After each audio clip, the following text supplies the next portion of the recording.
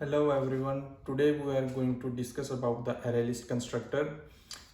As you remember in our last video, we discussed we will start the coding interview preparation by implementing data structures. And I'm going to follow the Java SDK implementation. So if you have time, I strongly recommend you go and check their code. It's amazing and you will learn a lot of things. And in case if you don't have enough time, then yeah, you can follow this video. So I already wrote some code. We will discuss this, but maybe how we can start. We can assume we are in an interview and the person asked me a question. Okay, we need to design our array list, and we are only interested in the constructors. So now we will see how we will implement that. So first thing, I'm sure you guys are aware of the difference between array and array list. Array uh, is a fixed size, and array list is a dynamic sized, and we will see how things work. So we can start by two approaches. One approach, we will start writing. Uh, we can ask first some questions about the edge cases, but for this tutorial I'm not going from that route. I'm going from the other route. Okay, so for example, there is a one client who is going to use this code. So mostly how we use array list in Java. So in our case, he's saying, okay, I can use by calling the constructor only, then also I can use by giving the capacity, and also I can call this by giving some other array list. So you need to combine or merge that array list in the new one. So these are the three cases mostly how we used. And today we will only implement these two, and this one we will discuss later. One note, I will strongly suggest you to implement this by following test-driven development. That will help you to understand the edge cases. So now we are going to implement this.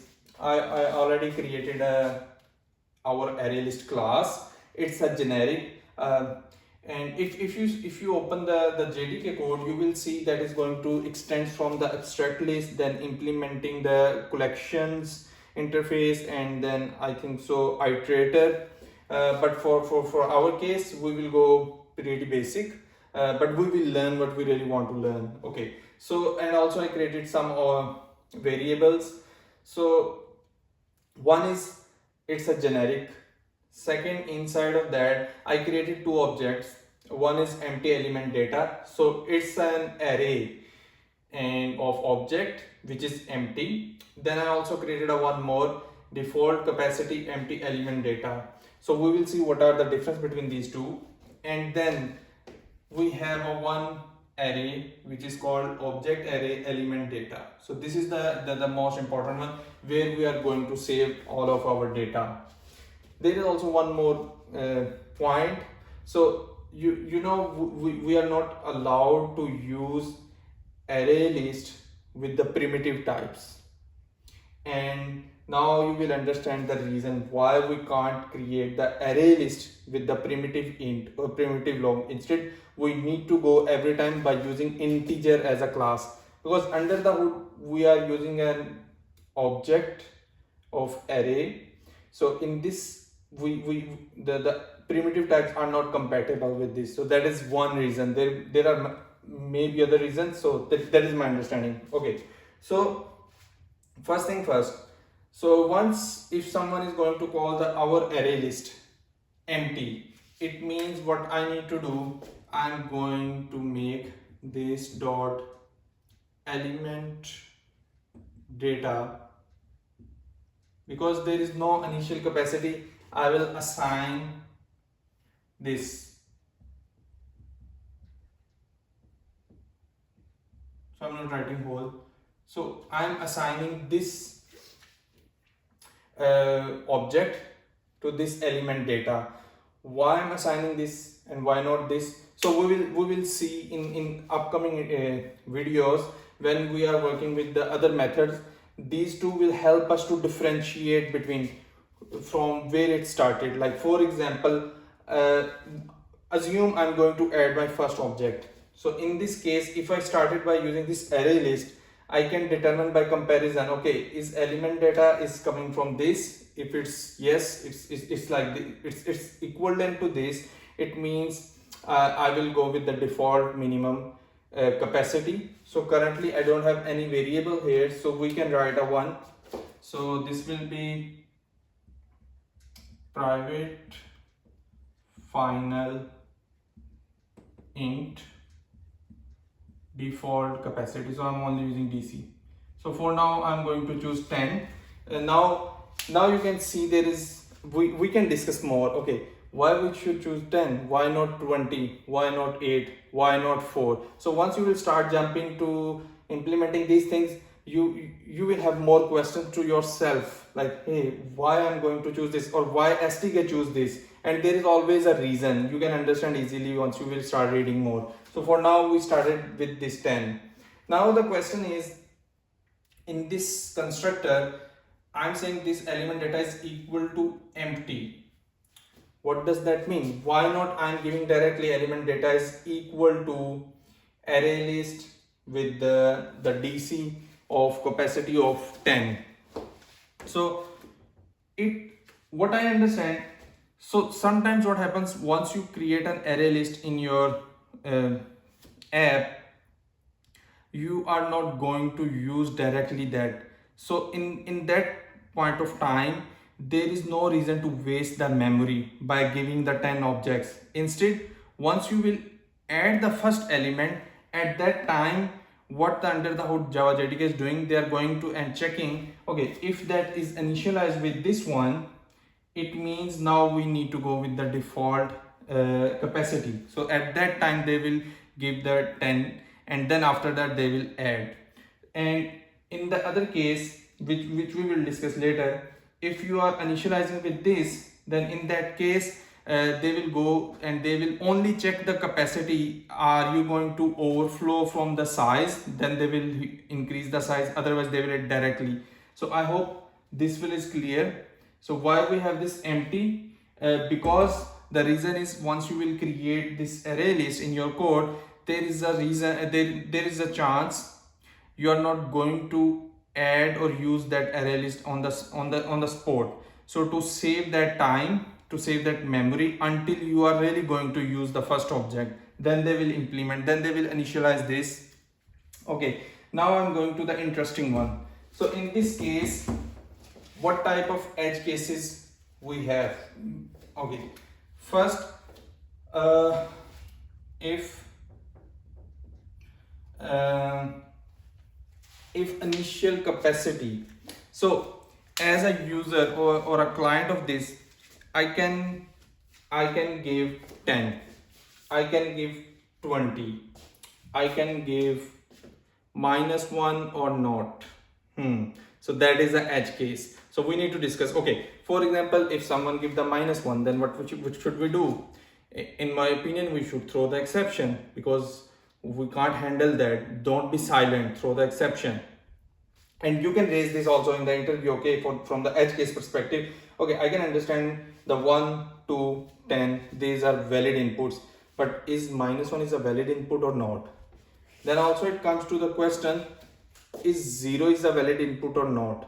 So in this case, I'm following the same implementation. So first we will see, okay, initial capacity, I see if greater than 0, then what I need to do, I need to say, okay, this dot element data is equal to new object of array IC. So we handle the first case. So if you give me 20, 30, I will create the array and we will start using that. Now in this case, you can easily understand the difference. So if when you are writing code and if you are aware of how many elements you really need, I will strongly suggest you use this constructor, because that will help you out. One, like for example, you know you have 12 elements, maximum you will have 12 elements. And if you go with this constructor, it means it will create a 10, and then when you will add the 11th one, there will be not a problem, but there will be a hit, because now under the hood it need to increase first, and then it will put the new two elements. So in this case, once I will give 12, it means I am going to give you the 12, so there will be no hit when you will add the 11th element or the 12th element. But the second part, if I know my array list is most probably less than 10, plus I'm going to initialize here, but most probably I will use in a next screen or somewhere else, then go with this one, because meanwhile there is no need to abuse the memory. You will create with this, but you are not using for now. Maybe after some time you are going to use. So now here you need to decide trade-off. Okay. Next case will be if I'll send a 0. I means the client is sending a 0. In that case, what we will do? So in this case, I'm going to say, okay, this dot ed is equal to this one, empty element, empty underscore element underscore d. So in this case, the difference between these two now, if I will check, okay, element data is equal to this or this. So now you can understand, I can easily differentiate between which constructor initialized our element data and how we will do the next steps. Then it's time to discuss about the remaining cases. What can happen? So most probably the negative value. Else. So if there is a negative value, what we can do? We are going to directly throw the exception, throw new.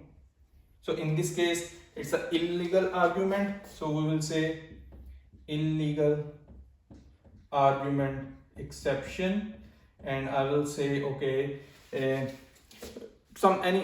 good message. Maybe I will follow the same which is used by the JDK. So illegal capacity. So I see. So now our constructor is complete. There are some more cases. Okay, what I will do as a client, I'm going to create a new array list. For example, here, our array list, and I say, okay, integer dot max underscore value. Now in this case, what will happen? So it's a pretty good edge case to discuss. Should we handle here or not? Is it valid or not? So in my opinion, yeah, it's the valid thing. If someone wants that size, he should get. But this case can be managed easily by the VM, virtual machine. So if you try this, you will see if your machine don't have enough memory, it will throw the exception by saying, okay, virtual machine can't entertain your request. Then maybe this one is okay. What about if I say long dot max value? In that case, what will happen? Then any other edge case? So I don't think so. There are any other character. Yeah, compiler will not compile.